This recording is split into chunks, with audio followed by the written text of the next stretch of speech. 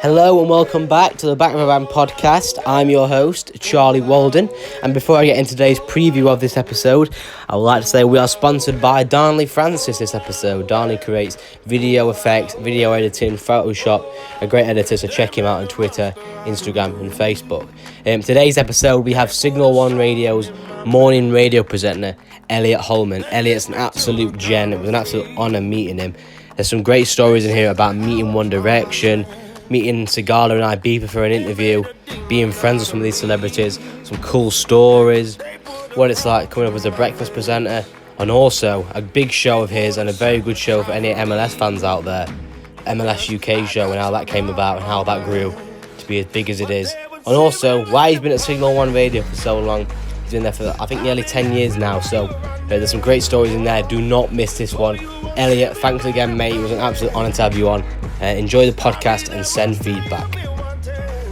It's not in your face, it's not big production, it's just a beautiful song. But is that genuine? Would you love to actually just go back to like giving all this up? Right, welcome back to Back with a Bang. I'm your host, Charlie Walden, of course, co-host Joe Mcglade. I'm joined by a special guest today, a breakfast presenter at Signal 1 Radio, Elliot Holman. Elliot, thank you for joining me. No worries, thanks for having me. Appreciate it. So first question I want to know is, how did you get into radio? I've been asked this question many times and the answer doesn't get any shorter, so I apologise, but I was just always obsessed with music as a kid, and I spent all my pocket money on CDs.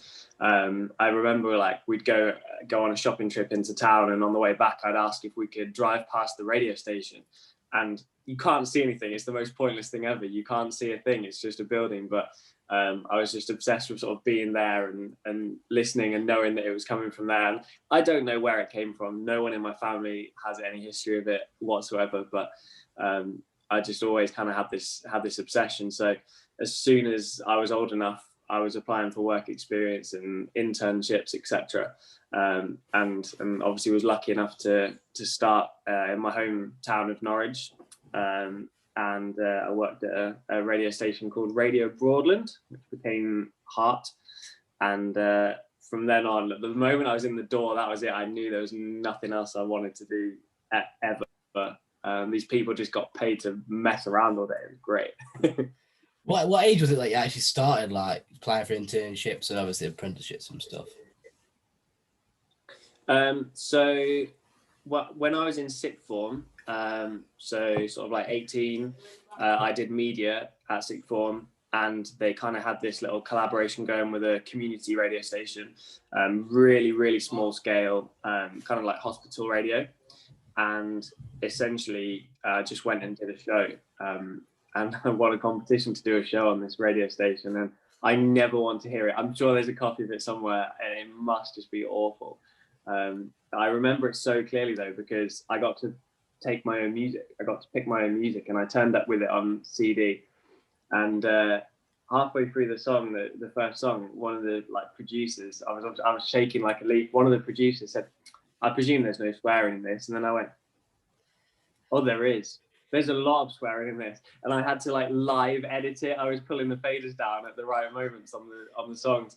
And these guys are looking at me like, "What are you doing? If you get one wrong, we're off air. We're getting fined the lot." So I always remember the pressure of it. That must have been traumatic. Just a bit, yeah. And after that, I think I knew then that as soon as I did it, I knew I wanted to do more. And I applied for a media course at uni, specialising in radio. And I think that then allowed me to apply for internships. They could see I was taking it seriously because I was doing it at uni. But please don't ever think that you have to have a degree to work in radio, because it's not true. My boss probably has no idea that I have a degree in radio. It's completely irrelevant, because of course it's about how good you are. So I don't want to put that across at all, that you have to be qualified in any way. What was it about it that really gave you that? Was it that sort of rush of on air, talking and discussing music? What was it about that sort of radio thing for you where you thought, this is what I want to do forever, this is what I love to do? Yeah, it's the live element of it, I think. I've got a lot of friends. When I did my media course, a lot of my friends, it was split in half, so a lot did TV.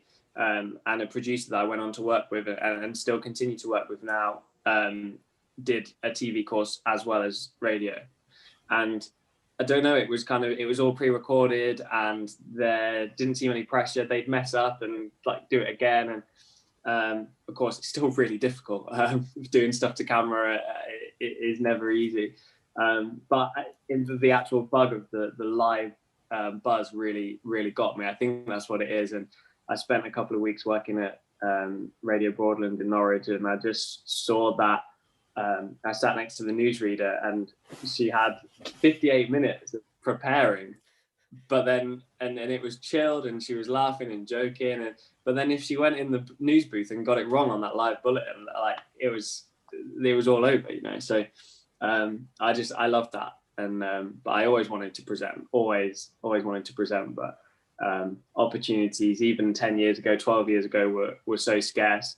Unfortunately, it's even worse now. As I'm sure you're aware. So fortunate that I got in when I did, I think. Have you always been confident in radio presenting? Confidence definitely comes from experience. It's probably the same with anything, I'm sure. We call it mileage behind the mic. I think the more mileage you've got, the more experience you have. I go to work every morning.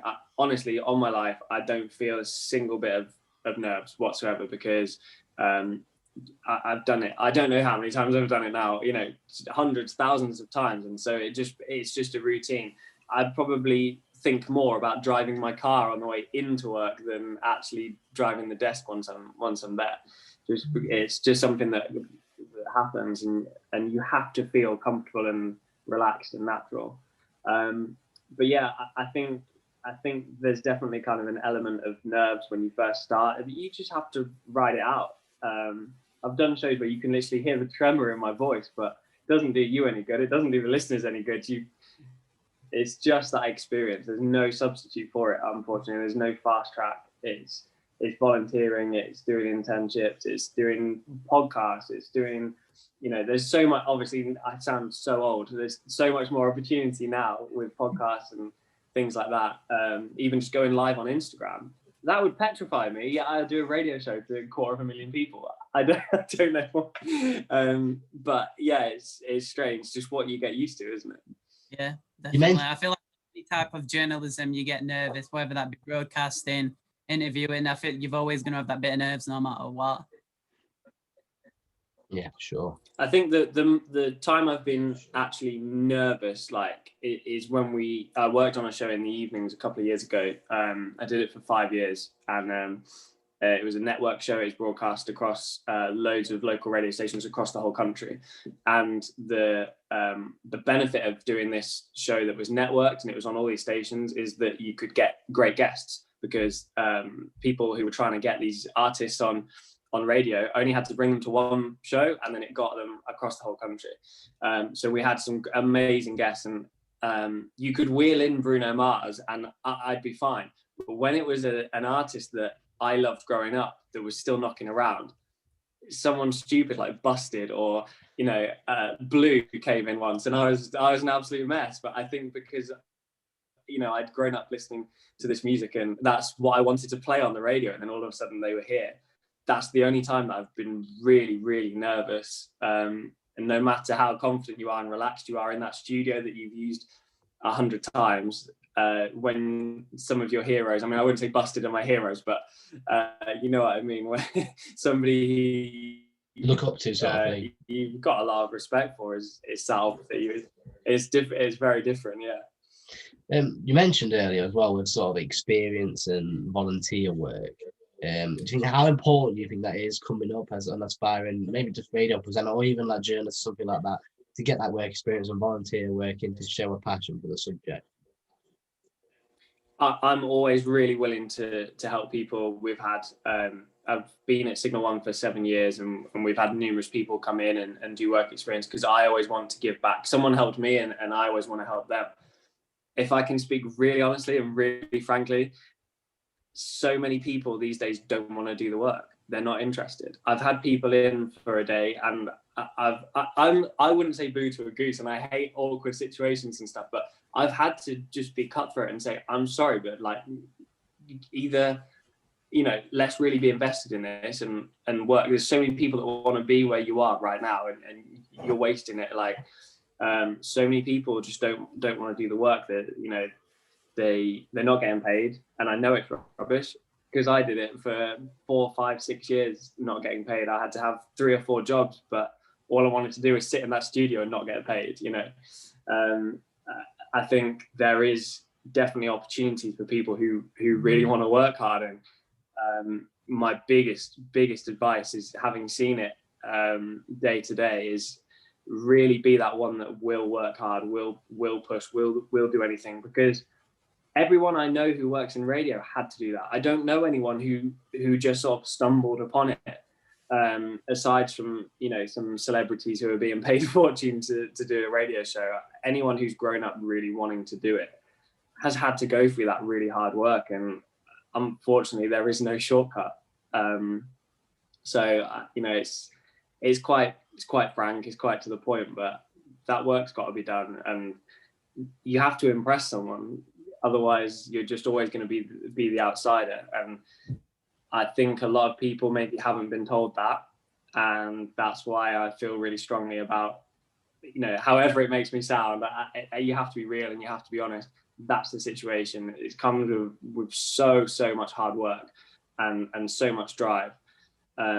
Somebody that I worked with last year is stood out from the crowd by a mile, because they wanted to come in and do absolutely anything, anything at all. Now, their expectations were down here. Luckily, we were able to say, well, actually, we're going to get you to do this stuff and really cool stuff, and edit this for me, and can you line up this guest and whatever. They're now next week about to start a national radio show on the biggest radio station in the UK, let me say, without naming it. And I couldn't be prouder. Like, I feel so proud. And it's just because they came in and did that work, and they just stood out a mile. And you always want to help people who do that. And I wish them all the luck in the world, because that's a better gig than I'm ever going to get.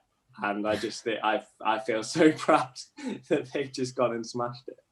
It's sort of would you say that you need more experience? The more experience you get when you're younger, it helps you further down the line? I think if somebody came to me recently, they won't mind me saying, in their 40s, came to me via Instagram, and they said, I listen to your show every morning. You two sound like you're just having so much fun. How do I get involved? Like, I want to do this. And I'll treat them exactly the same as someone who's young with no experience or young with loads of experience. It's about wanting to learn. And if you can walk into our radio station and you've got loads of experience, great. Like, we'll utilize that, and we'll kind of just gauge where you're at. But yeah, if you just got an interest for it, just got a passion for it, as long as you're willing to work, people will want to help you. And you know, there was a time where I had absolutely no experience, and someone took a chance on me. So always gain as much experience as you can, but certainly don't let it put you off if you don't have any. I always found that people wanted to know what experience I had, and I almost feel like replying, well, I don't have experience. I'm wanting to learn it from you. I'm wanting that experience from you. That's why I'm applying. And they'd be like, no, sorry, you don't have enough experience. And I'd like to think that now there's a generation of people like myself and my colleagues and friends in the industry, because we've all gone through that. I think we kind of understand a bit more, and I'd like to think, I can't speak for them, I'd like to think that they would really try and help everybody out and do the same. It's sort of like a lot of things when you're on work experience, like not just being accepting to just make a couple of coffees and teas, like you just like a lot of things, like asking for like, can I practice a bulletin read or something like that make that sort of a standout sort of thing, isn't it? Of course. So the person in question that I was telling you about gone on to now start this huge show, national radio. They came in last year, and yeah, can I get you a tea or coffee? No, because you're not going to learn anything from that. If you can make a cup of tea, great. It just doesn't matter. I can go make my own tea. Let's talk about how we can get you on the radio, or always be willing to really raise the bar. And hey, if they make you make the tea, go make the tea. But let's not drive away from the radio station in the evening and be like, oh, all I did was make a tea today. Let's ask questions, be keen, be confident. I suppose there's a fine line between getting in the way and being annoying while someone's trying to do a show. But it's easy to find the balance. But on day two of this person's work experience, we had them in the studio opposite me, so I was on air doing my show. They'd help me do a little bit of prep for it, but I can do my show by myself because I have to do it by myself, every day before I join the breakfast show. They're not helping by sitting there. I got them in the studio, and I got them working and doing stuff and creating, and we had listen back sessions from things that they did and created, and that was from day two, and there was still another 8 days left of them working with us. So yeah, I'm always really keen to just find people's level and then help them break that glass ceiling, because making a tea, great, but you could go and do that at home, really, couldn't you? Oh yeah, for sure.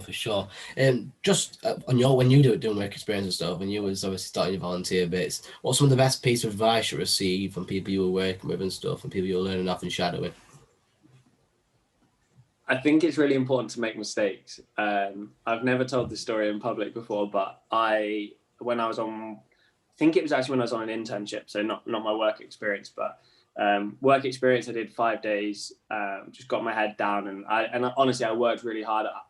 I didn't have 2 pennies to rub together, but I bought a whole new wardrobe. I went in looking smart. I just did everything I possibly could to make a good impression. But when I started my internship, again, it was at Hart in Norwich in East Anglia, and I worked on the breakfast show. Now, the 2 presenters, it's not there anymore, sadly, but the 2 presenters doing the breakfast show, I'd listened to my whole life. They'd been doing it longer than I'd been alive. Okay, so I'd grown up listening to them. Just being in the studio with them was unbelievable for me. And I was all of a sudden assistant producer on their show, effectively. And during a link, they were chatting, and one of them said, "Oh, what is that? What is that from?" or something like that. So being really proactive, I flicked open my laptop, and I was going to look it up for them so that they could get the reaction like right there live on the radio. And as I flicked my laptop open, I knocked a pint glass of water, and it went all into the radio desk, which, to explain, was built into the desk. So there was nothing to sort of stop the water, if you know what I mean. It literally just sunk into the faders, into all the buttons, and the radio station went off air. Oh, so wow. that wasn't a good one. What was the reaction to that? Honest. I got severely reprimanded, and it was really important for me because I learned a valuable lesson, and I think that's really important. It wasn't funny at the time, and I struggle to laugh at it now, to be honest. The engineer was in there with a hairdryer blowing all the wires, trying to get them to work again. But I'm not saying do that, but make a mistake and you never do it again, especially when it's live on the radio, or or whether it has an impact on something. You're never gonna do it again. It's never gonna affect you again, because you're never gonna be that stupid again. The laptop's definitely never going near a drink again, is it? Exactly. And I never, whenever anyone comes in the studio, I always say, if you could just leave your drink just outside, that would be great. And they go, I'll be really careful. And I'm like, I thought that once. Fair enough. What would you say was the biggest sort of turning point or pivotal moment in your career to get you in the journey so far? Yeah, well, after that internship, I started to work on the street team, and again, it all harps back to just doing anything that you can, anything that comes up. And that was, I suppose, my first paid work. I turned up to a radio station and they said, right, today you're going to be driving to whatever in the Heart car. Again, I thought it was great. I was driving a branded radio station car. I was getting paid for it. Not a lot, but it was still cool. And I went to events or went to deliver prizes to listeners or anything that needed doing. And while I was doing that, that was working for Global Radio, who basically own half of the radio in the UK. And the other company, Bauer, they had a station called the Hits Radio, which I started to work at, and did a couple of demos, and I did shows in the middle of the night. Thank goodness, because they were so bad. No one never needed to hear them. And I think that was the real turning point, is I went from making tea and driving the cars and doing events to actually making radio, getting paid for it. And the real turning point, which you mentioned, would be when I was kind of spotted on the Hits Radio, and I was offered a full-time permanent gig in the evenings doing the show that I mentioned earlier, network radio show across the whole country. I could not believe it.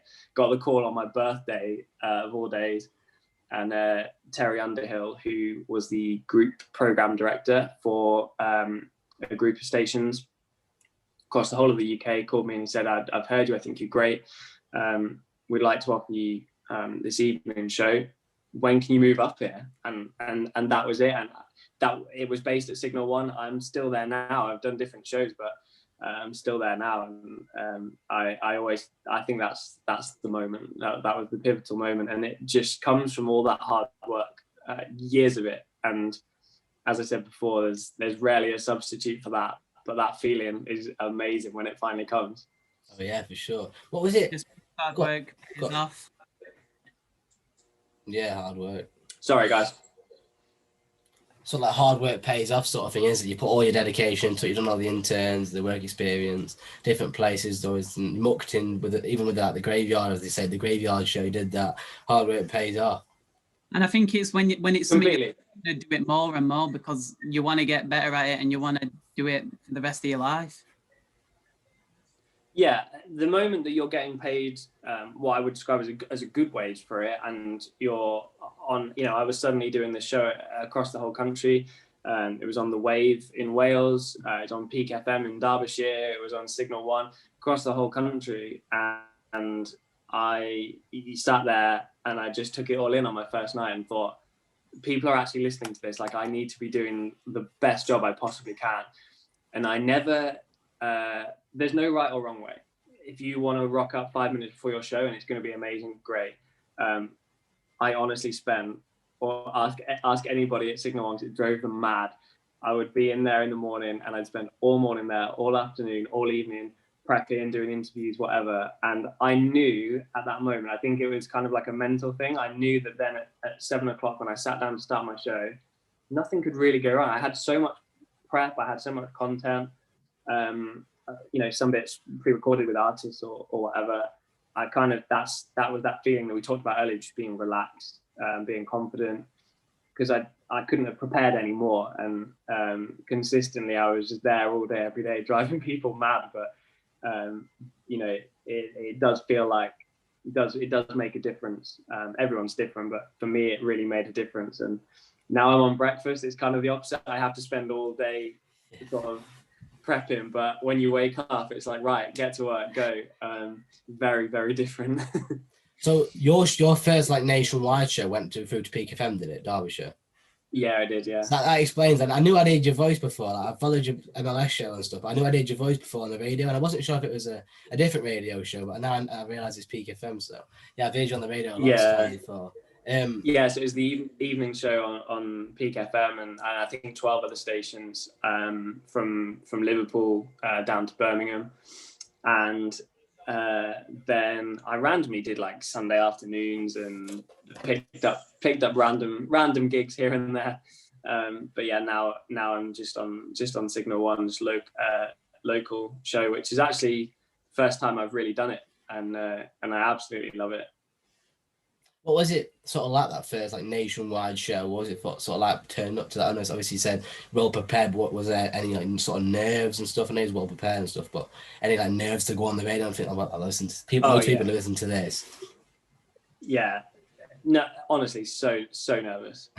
Knowing that I hadn't signed my contract at that point, so I knew that it was just my opportunity to impress. I think I had a couple of weeks, and I saw it. I was looking for a picture the other day, and I noticed it. I scrolled right down on my Instagram because I was looking for something, and there's a picture from summer 2014, and that was that week.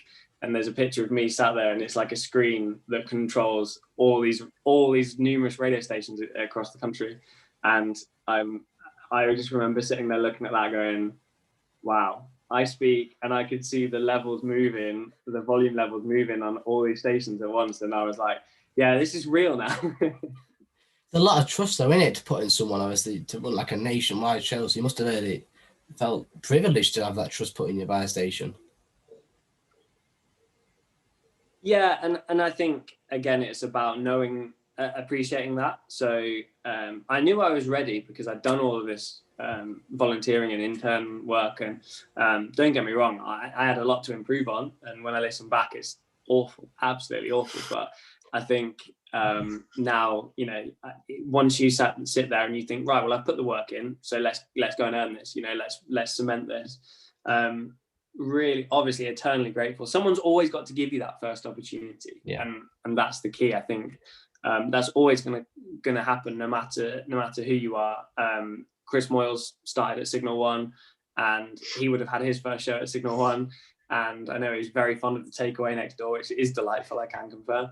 But yeah, there's always that first opportunity, and rightly or wrongly, it's sink or swim, because maybe you don't get judged on your first show, because that would be really harsh. But I saw a lot of people leave Signal One in my time because, you know, turnover of bosses, managers, etc.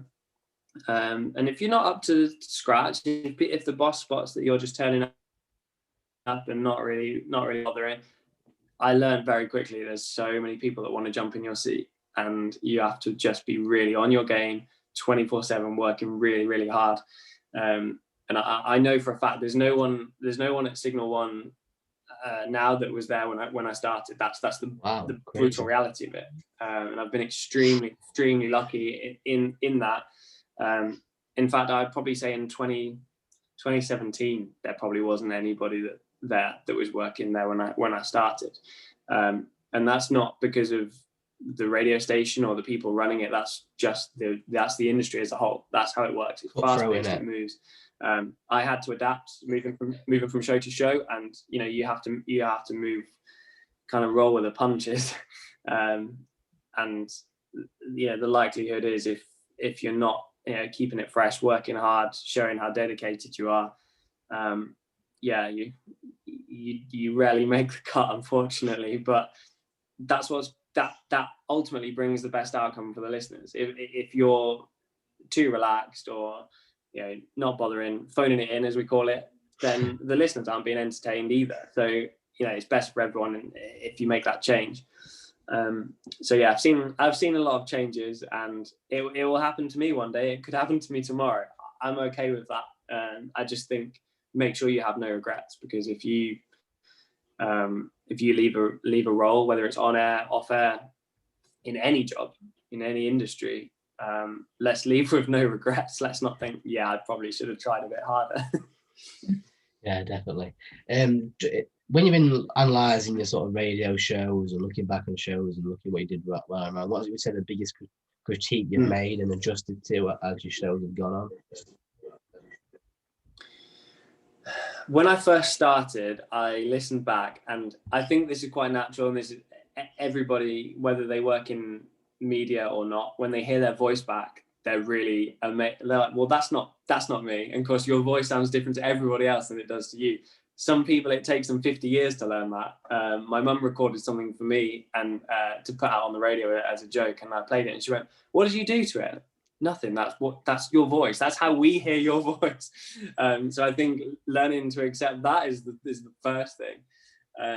But I wouldn't say really strong, but I did have an accent when I first started, sort of a Norfolk accent, and I have never gone into work and consciously gone, oh, I need to lose my accent. But I think the more I heard it back, I don't know whether it was a conscious thing or not, but that's definitely gone anyway.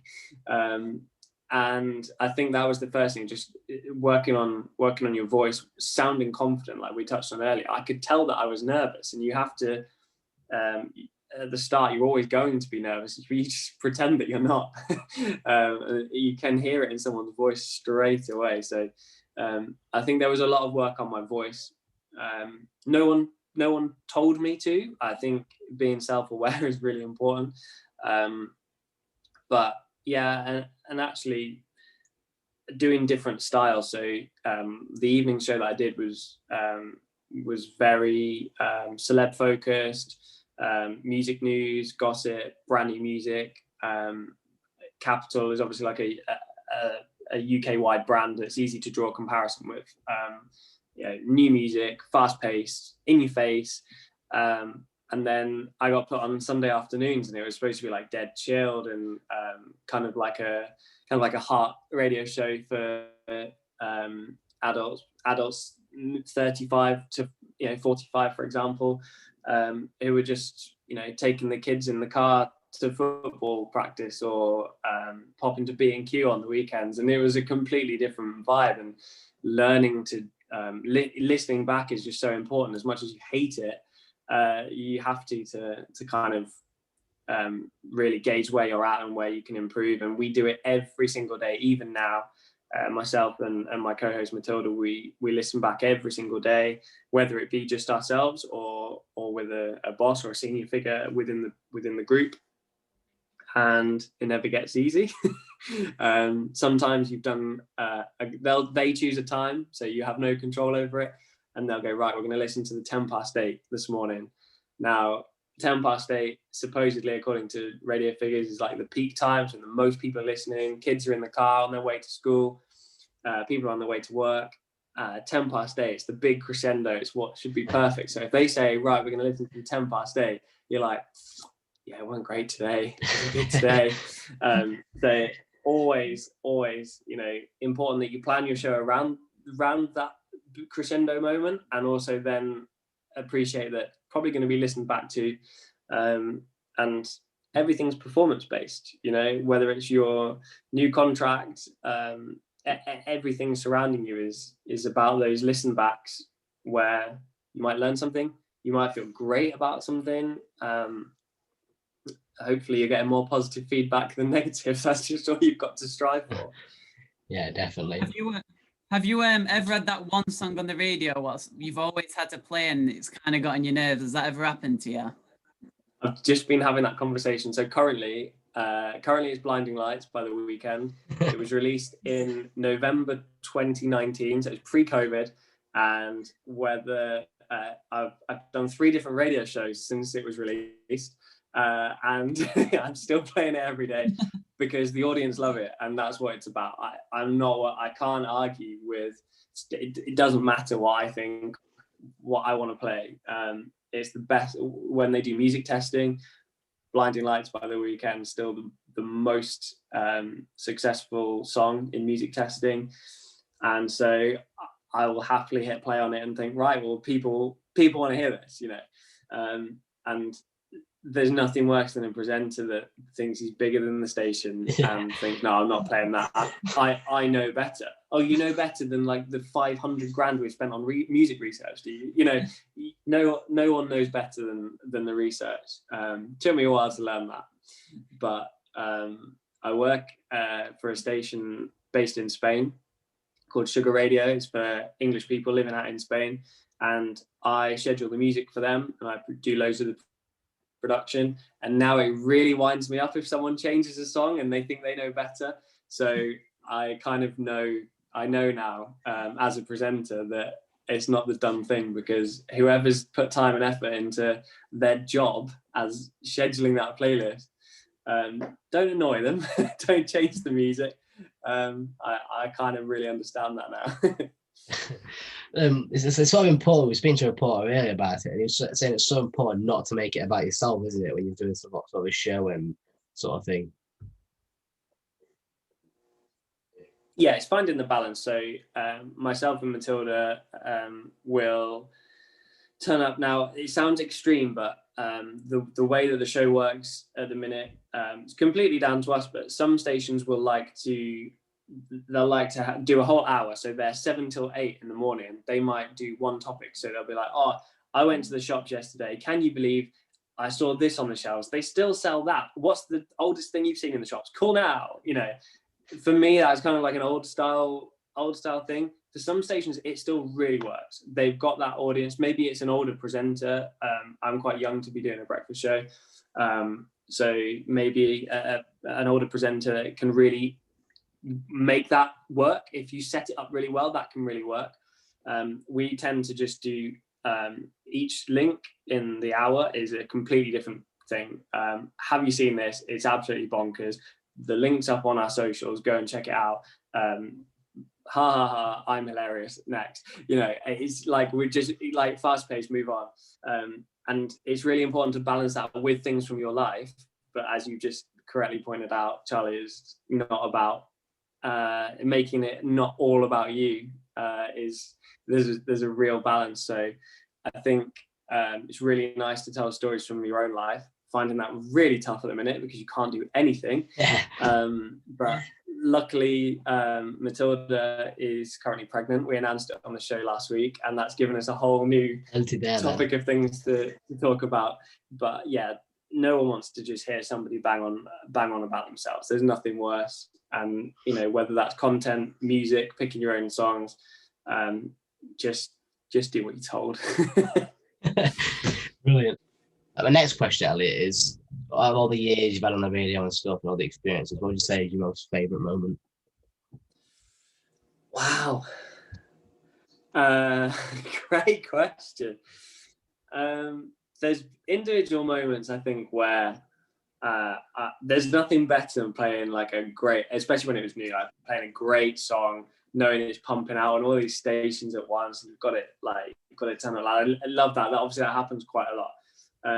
I think for me it was interviewing people and just having an hour, 2 hours of someone's time out of their day, a huge pop star, A-lister or whatever, but really digging down into having a proper chat, not what's your favorite biscuit. I love some interviews were with really famous people and they were great, but sometimes even just kind of some less important, less famous people, I've had great conversations with them and actually become really good friends with as well. And that really surprised me as well. And I think that the best thing is friends I've made, not because they're famous, but just because it's fascinating. It's a different life. It's a life that we'll never lead, you know. 99.9% of us will never lead.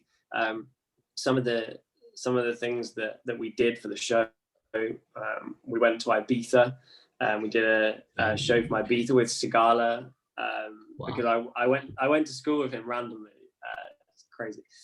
So he kind of he flew us out there, and we did shows out there, and he was like, "Oh, I'm inviting some friends.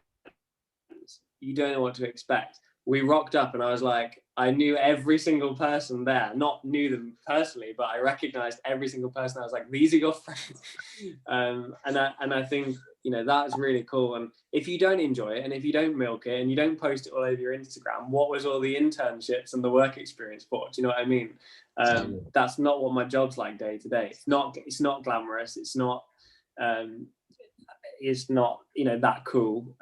So make the most of it, I think. We've certainly had some really great moments with people. Everyone asks who was the most famous person that you've ever interviewed, and that again, like, most difficult question, because everyone's like fame goes up and down all the time. Yeah. But we had One Direction on the show, like at their peak, and regardless of your opinion on One Direction, massive. Mine didn't used to be great, I'll be honest with you. Absolutely insane, like Beatles level of fame at the time, like absolutely incredible.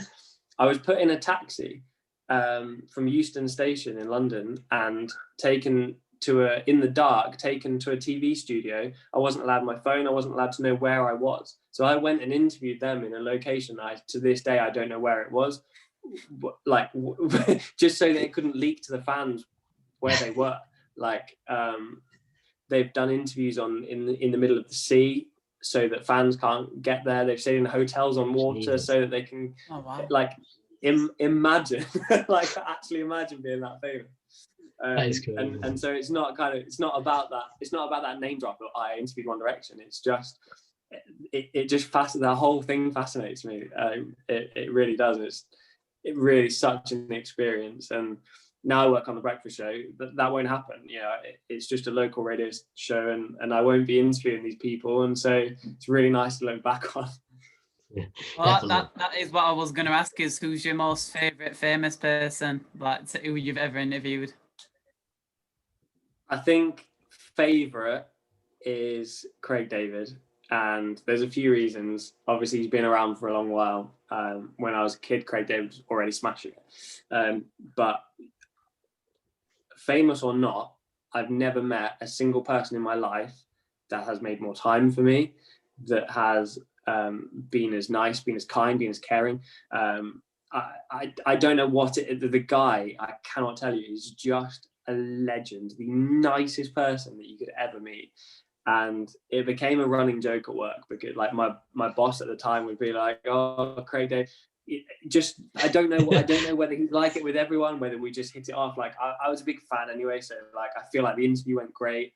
But like genuinely, he's the only artist that I will exchange texts with, call, like he'll send me like Instagram messages at Christmas, or he'll reply to my story. That doesn't happen with Leo. I'm not saying that it happens all the time, because it doesn't, but he's just a very special human being that's just an unbelievably nice guy, so down to earth. He's been made an MBE now, quite rightly, and I honestly don't know anybody more deserving. I've arrived home from holiday, and there's been like a package on the door, and he's sent me presents, and like the guy is just, I can't tell you, the guy is just a hero. And I met someone once, and they were like, Craig David, he's a bit of a, you know. I went, let me just stop you there. He's a much nicer person than you are. So yeah, it did honestly become a running joke, because he was always in work, he was always calling work, he was always just couldn't make enough time for you. And the reason that I go on about it is because I actually just think I wish more people were like that, not just celebrities, just people in general. It's not about how much money he's got. He wasn't spending a fortune on things for us, but just the thought, you know. And yeah, absolute legend. The time and effort. Definitely amazing when you get people like that. It's definitely amazing. It's inspirational as well, because he definitely has a lot less free time than all of us. You know, even now, I'm sure he's keeping himself pretty busy, and he still finds time in his day to check up on you, to see how you're doing, to go shopping for you, to go, you know, just top guy. And I wish everyone was like that. I've met some shocking celebrities as well. That might be your next question, but you know, they're the ones that make people like Craig David stand out even more. Yeah. I want actually to name them. What genre are they in? Would you say what job are they in? What genre sort of thing? I don't know what to name. I don't expect you to name them. Probably might in the future. But. There's a ginger pop star. It's not Ed Sheeran. She's female, and consistently the worst interviews I've ever done. Just a rude person. I'll leave that with you. Yeah, we're that for ourselves. Just on that sort of interviewing famous people and stuff. Do you think it's important not to interview them just because they're famous, just because you want to interview them because you want to know something about them, like you're there to find out stuff about them? Do you know what I mean? Like actually they're interested, not because they're famous. Yeah, I think potentially that's probably why some of them have gone really well. So how it works is when you're doing these like national shows, the record labels employ what we call pluggers, and it's the pluggers' job to get them booked in on everything and take them around the country. and there's only probably like 6 or 7 pluggers that work across the whole industry. Like they all just get hired to do different artists. And I think the more you get to know them, the better artists you get. Like they trust you a bit more. But the first time I got to sit down, for example, with Craig David, I think he probably just knew that I was a big fan with some of the stuff that I was coming out with. And then you break past that initial barrier and they relax. And yes, they're there to talk about the new single. And I always say, look, we're going to play it at the end, so don't stress. Sometimes they're desperate to worm it in and promote it. And I'm like, we'll get to it. Don't worry, it's fine. I know that's why you're here.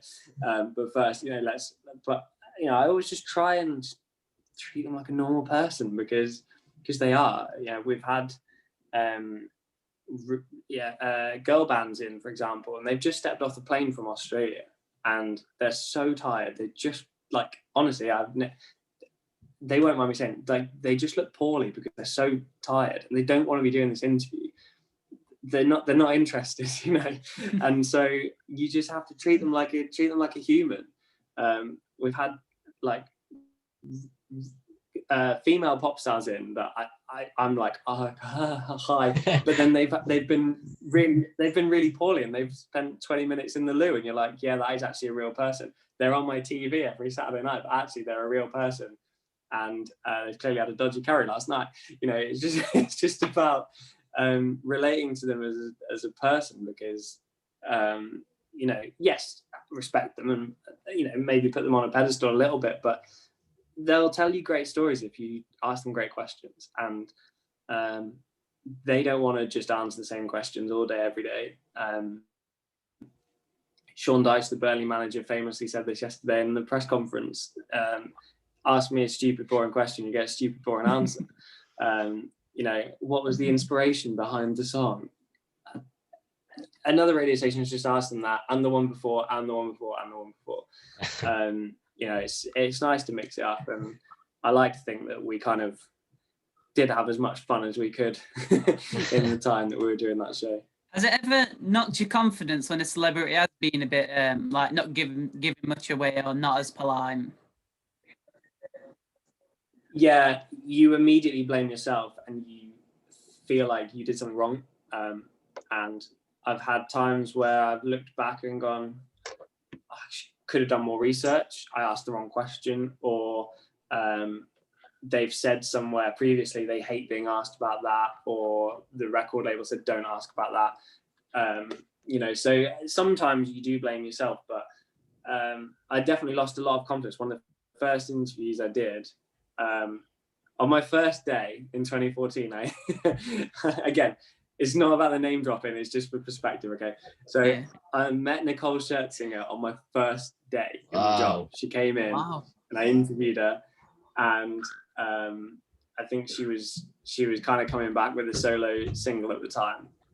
The next day, probably my worst ever interview happened, and really knocked my confidence. And I kind of look back and I think, I'm glad I dealt with it how I did, because I went on to do 200 other interviews on that show, and I'm really glad that I kind of just put it to one side and was like, okay.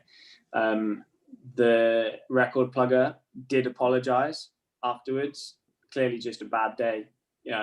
Fine. We all have that.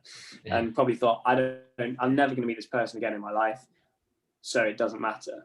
And I did go on to meet them again, and it wasn't much better, to be honest. But I think, you learn that everyone's different, and it's the same in everyday life. Everyone's different. We all get on with different people because we all have different interests and different personalities, and you can't hold it against someone too much. But yeah, never let anything knock your confidence. Naturally it does, but always go back, but always try it again, because I think otherwise it'd just be a massive regret. If the next interview came in and I said, I don't really fancy it, like, let so-and-so do it, I would never have gone on to interview Bruno Mars and One Direction and all the cool stuff. So I think, it's that self-belief, and it comes, like I said, from the first moment. It comes from that mileage behind the mic, that experience, and when I started doing interviews, I'd never done one. No one told me how to do them. It's really bizarre looking back. Yeah. So that mileage behind the mic was going up. Doing my own show, that mileage behind the mic was going up and up and up. But then mileage of doing interviews, I was right back down here again. Learning from scratch. And yeah, you just learn and you pick up things and tips and tricks to kind of get people relaxed. And but yeah, never let anything dent your confidence so much that you don't go back and try again. I think it can be a really nice wake-up call sometimes, because you get really comfortable and you do the same thing over and over, and you get good results over and over, and then one thing happens and you go, wait a minute, I've not switched this off in a while, I've not put extra effort in a while. And sometimes you need that wake-up call. Sometimes celebrities are just not very nice people. Yeah, sometimes you just feel like a sort of a curveball in there. I doubt it's ever happened to you, but as a celebrity, or a person, just a general person, ever complained about you? Oh, I've had complaints. Some may be justified. I don't think I've had a really bad one where I've gone, oh, I shouldn't have done that. Some of them have made me think, and to this day, one of them, probably even this morning, went through my head. There's some of them that just stick with you, and it's a bit of a learning curve. I'll just tell the story. It's fine. I said the word slagging, as in slagging somebody off. And somebody complained about the use of the word slagging. I think it's still up for debate whether that's bad or not on the radio. Yeah. I haven't been reprimanded either way. But that still sticks with me every time, because it's obviously just a phrase that one of my go-to phrases in my head. And so every time I go to say it, I'm like, going to steer clear of that one. So that was a complaint someone had that's not a serious thing, obviously. I don't think I've ever severely upset anyone. Some people are just out to complain about anything and everything, and that goes straight over your head. It happens every week.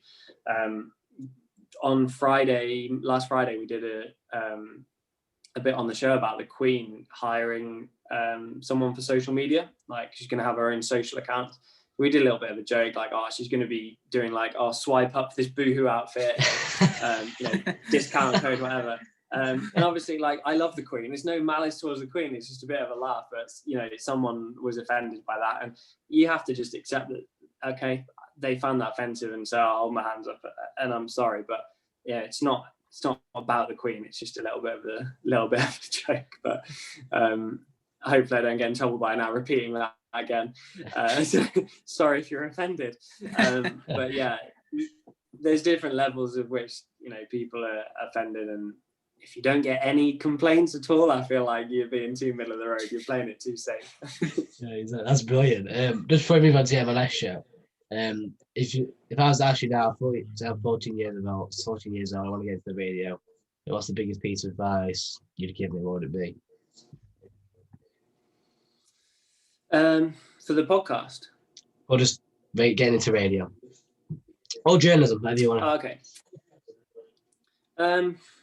I think it's that persistence, the persistence and the hard work.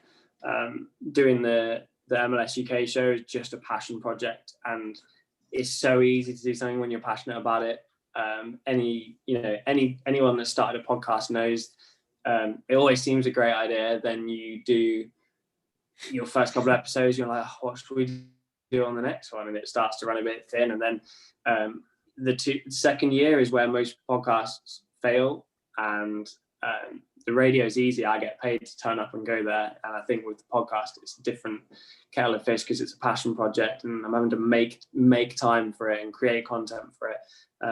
But ultimately, if you're passionate about something, whether it's your daily job in media or any industry, or something that you maybe don't get paid for, don't make any money out of doing the MLS UK show, just great fun, great passion project. So it's about that desire, it's about the work ethic, and it's like I say, no shortcuts, just hard work and enthusiasm. And I think the more I do of the MLS UK show, the more I enjoy it. And yeah, I don't get paid for it, but it soon becomes your favorite because it becomes your baby. And I encourage anyone to create something like that, especially in the times we're in at the minute. If you can, whatever your passion is, people selling paintings on Etsy or creating a podcast, doing a YouTube channel, TikTok, which I haven't mastered yet. I just encourage you to just try stuff and work stuff out. I've started loads of businesses, and 3 or 4 of them I've still got the domain names that I bought, and they never really went anywhere. But then I found the podcast route, and it's just trying stuff. Like, there's nothing to lose whatsoever. Experimenting. Yeah, like literally, when you actually think about it, what have you got to lose? Like, it's gonna take you an hour of your time to really like do some research, how you're gonna make it work, and it's a couple of episodes or something on Netflix, and all of a sudden you've created this thing, and you might surprise yourself with how much you fall in love with it. Definitely. It's similar sort of situation I've got with like Spy Media. I started that to feel like my sort of baby as well. I've done that for 3 years now, so that's pretty good. But with your MLS UK show as well, just talk to me about that. How did the idea come through from that, and how proud of you have seen it grow over the years?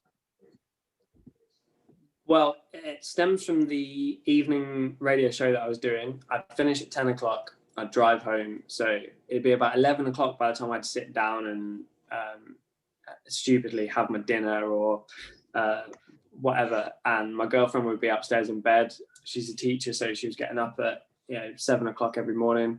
I barely saw her, and I was up. I couldn't just finish my show, drive home and go to bed, because it's weird. You wouldn't finish your job at like 5:30, drive home and then go to bed at 6. It's just bizarre. You're wired, you're buzzing from doing a show. So I think I just popped the telly on one night, and there was some MLS on because of the time difference on Sky, and I just I just watched it, and I was as skeptical. Honestly, I was as skeptical as everyone else is. The Americans haven't got a clue. They don't know what they're doing. The game, the talent's going to be weak. It's a retirement league.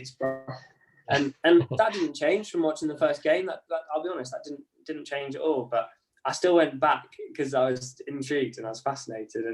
And when I went on holiday to Florida, and this is where it really started. So Orlando had just got a team in 2015, and so I went to a game. Wow. Everybody needs to go to an MLS game. Like, number one rule of sport. If you go over to America, go to an MLS game, you will not regret it. It's a better atmosphere than I've ever experienced anywhere, except maybe I support Norwich for my sins. I've seen Norwich play at Wembley, win the playoff final. Okay, that was incredible. But aside from that, the atmosphere is unbelievable. And I just fell in love like that. I love Orlando just as much as I love Norwich, who I've been supporting my whole life, and just have that real affinity with them. And I went back, and we've now got property over there because I love it so much. It's just like I fully head over heels for the place and for the people. Followers on Twitter, people I've met through doing it, people in the UK who are part of the Orlando City UK fan group. Just the best group of people and support network, and now best friends that I've ever could have wished to have had. And it all just stems from a little game of football that I went to. And everyone thinks what they're interested in is going to be great for everyone, and the truth is it's not. But I really think that maybe more people should give it a chance. Just in the last week, we've seen 3 MLS players move over to the UK to play in the Championship. 2 for Swansea, 1 for Barnsley, and they're young players that are extremely talented, and they're going to be some of the best players at those clubs. That's the bottom line. And we need to lose this idea that players are just going over there for, like Rooney, going over there for a paycheck and to retire, because they soon get found out. Frank Lampard, love him to death, got found out in MLS. He wasn't fit enough anymore. Pirlo, same team as Frank Lampard. Yeah, I mean, Thierry did extremely well, but he was maybe a little bit younger, a little bit fitter. Gerrard was awful, and he'll be the first to admit it. And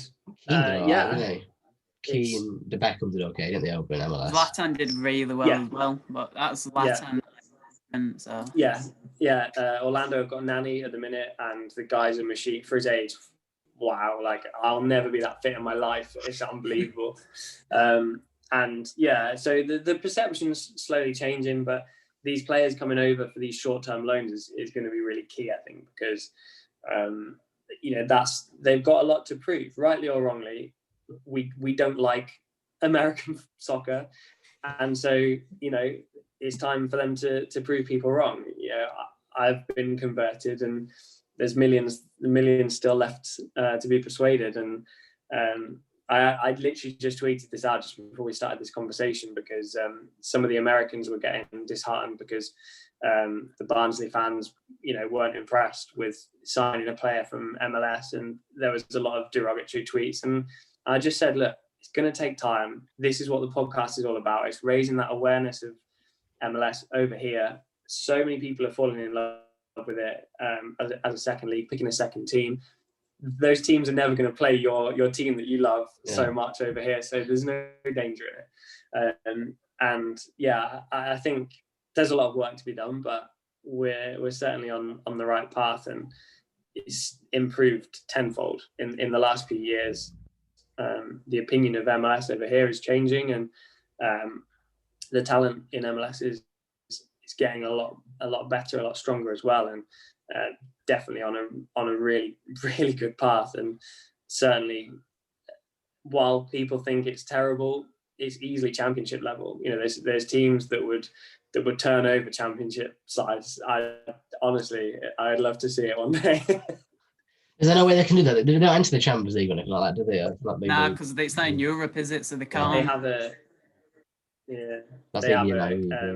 American CONCACAF Champions League. So I don't enjoy that as much, I'll be honest. A lot of the Mexican teams and South American teams, their leagues have been going on for years, and they're very strong. And so the MLS sides don't have much of a chance. But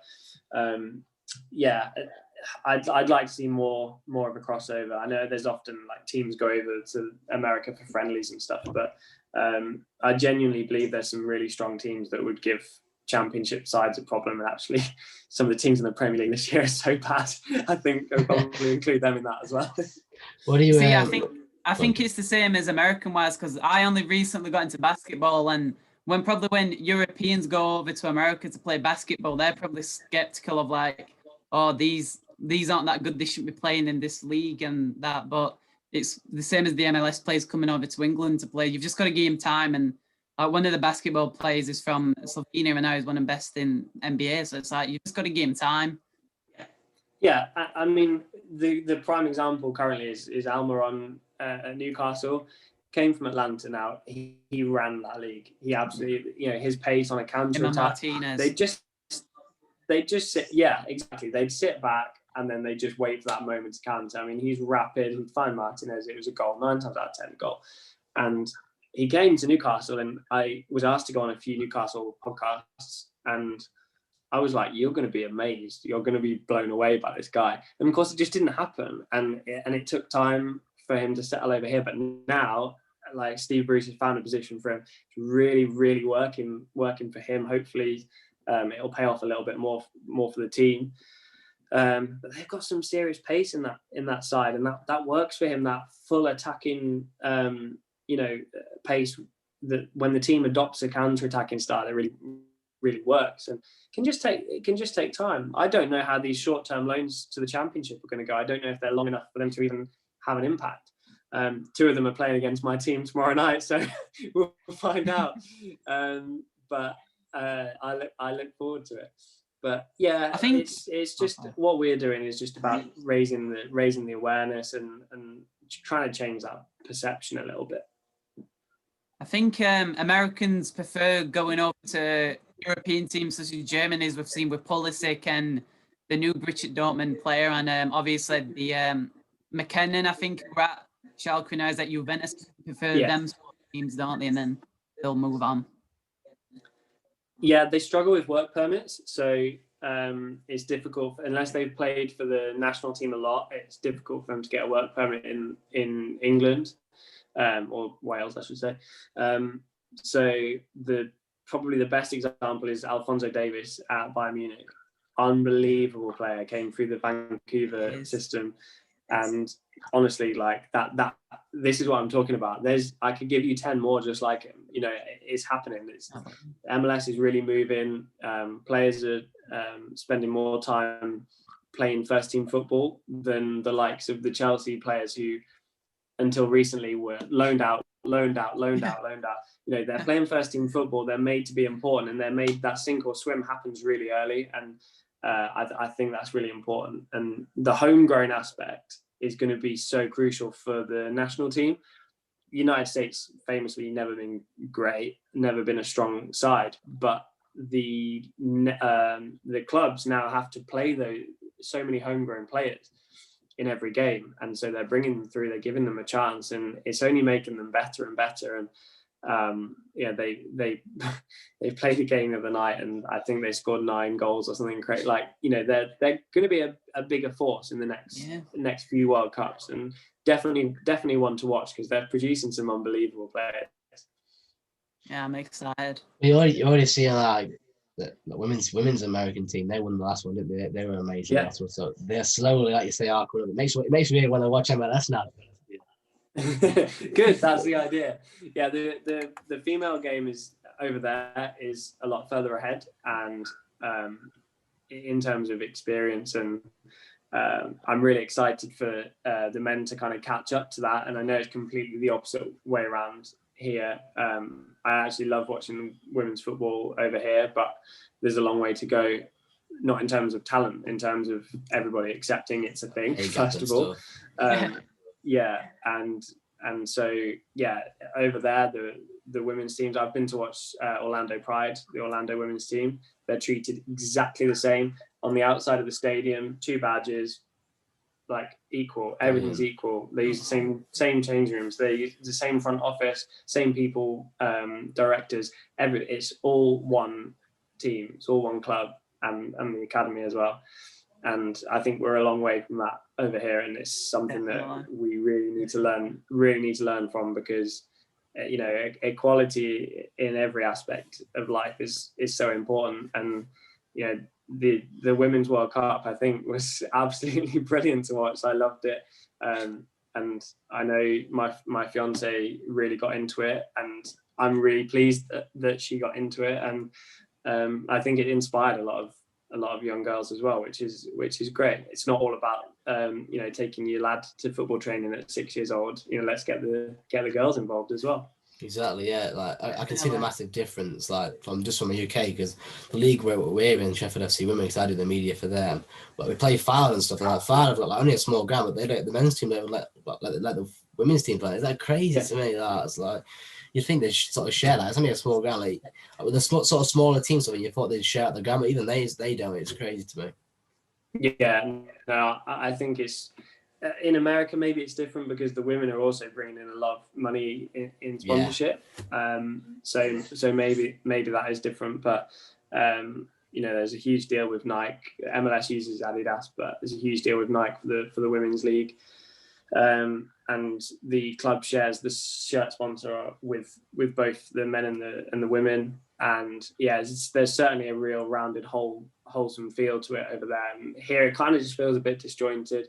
But it's rightly or wrongly, it's early days. So hopefully it's something that we can get right eventually. For sure. Last question for me, then I'll see if Joe's got anything else to add. What's your thoughts on Inter Miami? Oh, well, being an Orlando fan, another team in Florida, not welcome. However, David Beckham is going to be so crucial to what we stand for and what we believe in. We saw a huge rise in numbers, not just on our podcast, but people watching games, a lot more. Instead of just Sky showing games, Free Sports have started showing games as well, just because of the Beckham effect. So I'm very off the field. You know, I'm thrilled that there's an English legend that owns an MLS team and is kind of standing up like we are and saying, no, this is good, come and enjoy it. I think that's really important. Got his mate as coach now as well, Phil Neville, so we'll see how that goes. Good appointment fire him next week. But yeah, I think the more the merrier. There's a lot of teams in one league over there, and whether you think there should be relegation or promotion or not, I understand the reasons that they don't have it. It's definitely a conversation for another time. I think the more the merrier at the minute, because like we said, they're producing great players, and the likes of David Beckham, Wayne Rooney, etc. When you see Jack Harrison doing great for Leeds, knowing that he came from New York, I think there's definitely, at the minute, we're in a phase where it's hard to have a rivalry because the teams are new.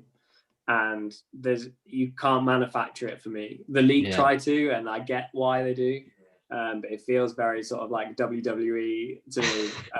Whereas I think it will come. It will naturally happen, as we know, like how rivalry is born in football. But right now, it's just about the likes of David Beckham having a team, and that's massive over here. So it's great.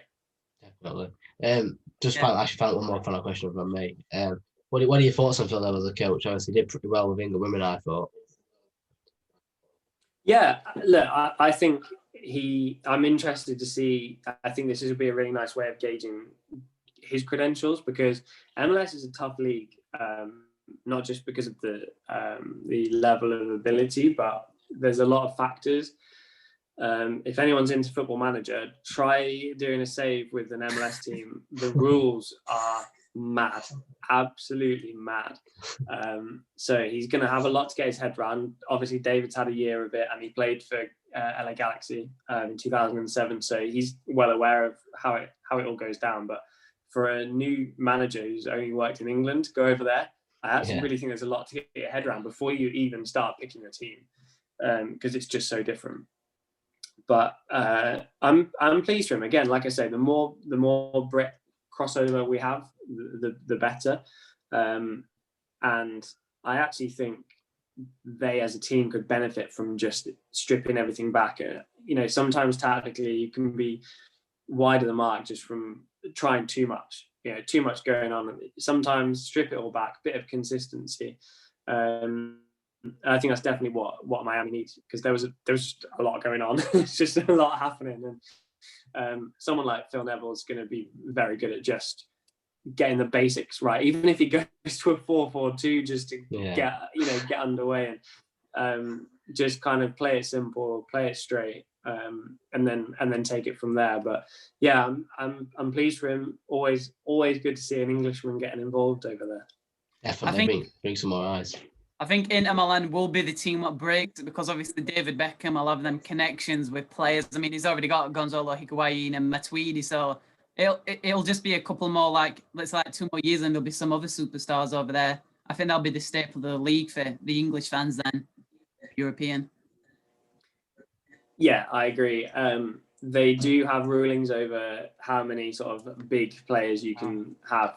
They call them designated players. So Nani is a designated player for Orlando. Higuain, of course, and Matuidi. Higuain struggled big time so far, which is bizarre to watch. Yeah.